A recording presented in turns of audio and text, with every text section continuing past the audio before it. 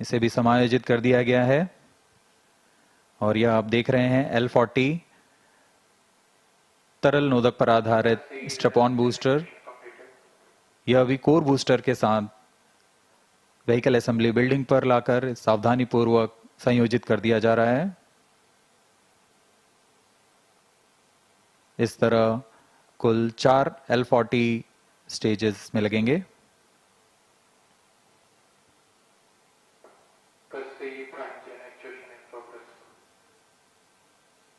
तरल नोदक पर आधारित यह L40 UH-25 तथा N2O4 को ईंधन के रूप में इस्तेमाल कर विकास इंजन का प्रयोग करता है और यह है द्वितीय चरण GS2 के नाम से हम जानते हैं।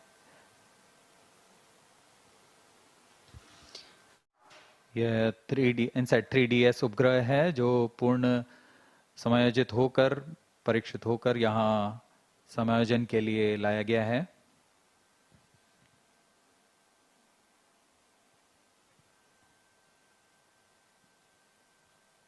परीक्षण के पश्चात यहाँ इसे पेलोड एडेप्टर के ऊपर समायोजित कर ऊष्मा कवच के अंदर सुरक्षित कर दिया जाएगा। यह ओजिव आकार का ऊष्मा कवच है जो कि वायुगतिक के दौरान स्थिरता बनाए रखता है।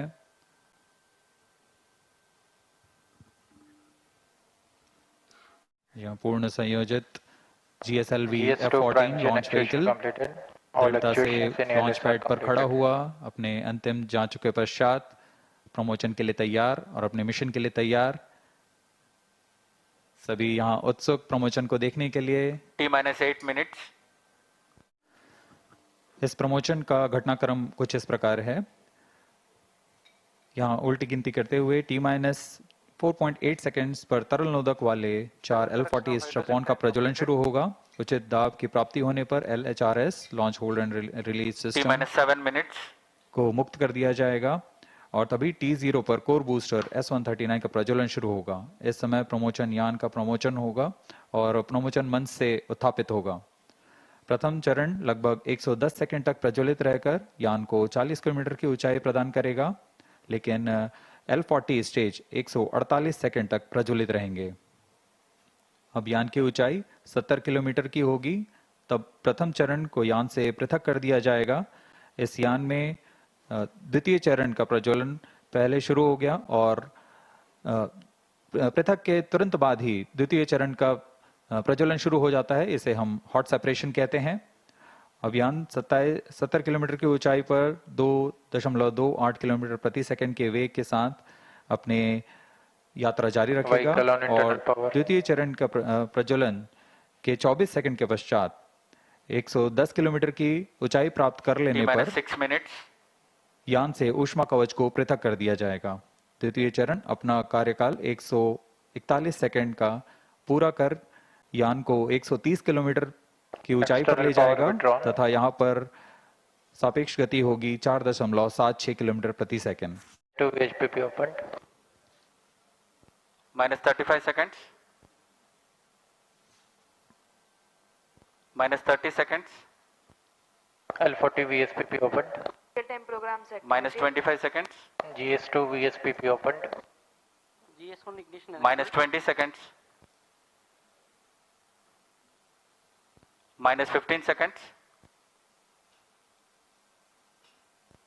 10, 9, 8, 7, 6, 5, 4, 3, 2, 1. L40 stages 0. are ignited.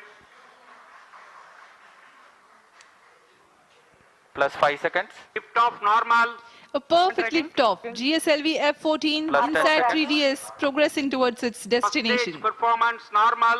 T4 tracking. Plus जी हाँ, 15 अभी हमने seconds. देखा चारों L40 तथा कोर बूस्टर का प्रज्वलन शुरू हो Plus चुका 20 है seconds. और GSLV F-14 उत्थापित हो अपने उद्दिष्ट दिशा की ओर बढ़ता हुआ।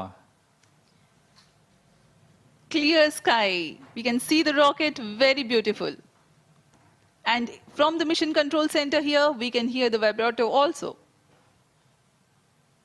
शाम का समय, बहुत दूर तक हम यान को देख पा रहे हैं। इसका सामान्य प्रज्वलन, उसका कंपन भी हमें यहाँ महसूस होता Char 1 है। is in main auto. यान अपनी उद्दिष्ट कक्षा की ओर बढ़ता हुआ। Char 2 is in main auto. Plus 1 minute.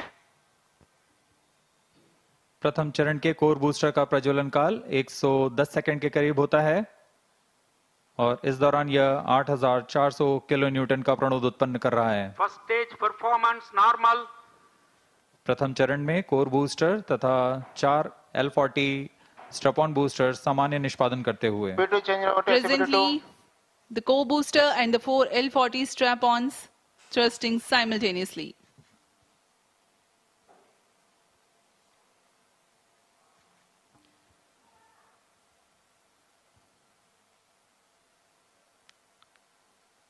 S139 scheduled to burn for 110 seconds.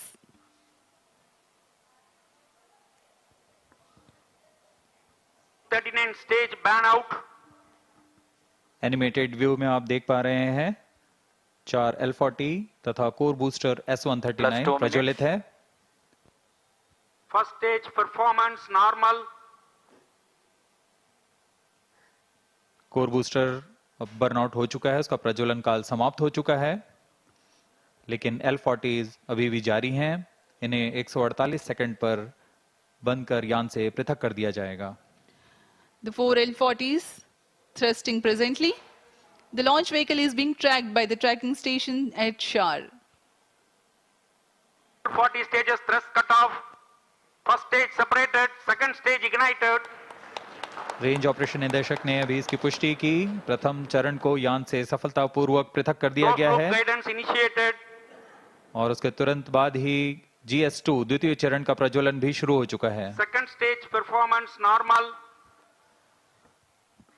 There are a quick succession of several flight event confirmations by the Range Operations Director. Cryo upper stage जो कि तृतीय चरण है GSLV F14 का, उसे authorise कर दिया गया है प्रज्वलन के लिए। द्वितीय चरण के प्रज्वलन काल के पश्चात पृथक्कन होगा। Second stage thrust cut off. जी Third stage ignition commanded. द्वितीय चरण के प्रज्वलन काल के पश्चात उसे यान से पृथक कर दिया गया है। Third stage ignition confirmed. इस उपग्रह में मुख्य नितभार के रूप में है इमेजर पेलोड।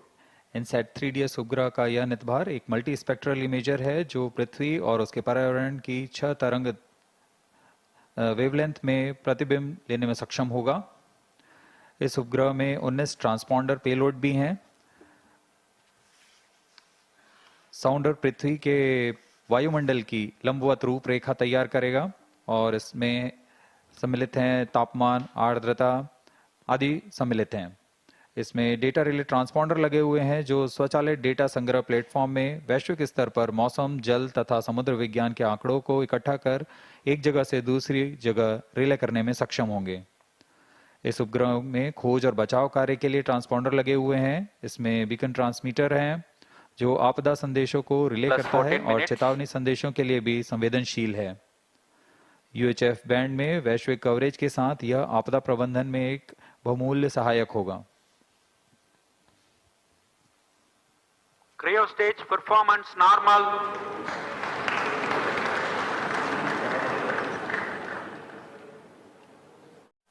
यह मिशन पूर्वी दिशा का मिशन है, इसलिए ग्राउंड स्टेशन शार 1, शार 2 तथा पोर्ट ब्लेयर, ब्रूने, बैग स्थित ग्राउंड स्टेशन हमें इसके आंकड़े उपलब्ध करा रहे हैं।